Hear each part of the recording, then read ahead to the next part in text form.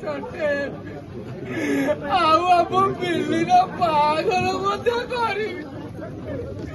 ଆଜି ସେ ବାହାଘର ସରି ଯାଇଥିଲା, ସରି ଯାଇଛି।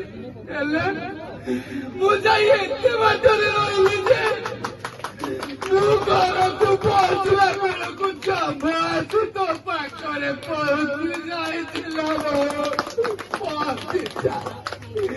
ତୁ ମତେ ଏମିତି ଏକୁଟିଆ ଛାଡି ଯାଇପାରିବୁନି, ଯାଇପାରିବୁନି। ମତେ ଏମିତି ଏକୁଟିଆ ଛାଡି ଯାଇପାରିବୁନି, ଦେଖୁଛନ୍ତି ସରକାର, ଦେଖନ୍ତୁ ଆଜି ଏଇ ଶିକ୍ଷକ ଜଣେ କେମିତି ତା ମାଟାରେ ଗଲା କେବଳ ଏଇ କିଛି ଚପା ମୁଦ୍ରା ପାଇଁ।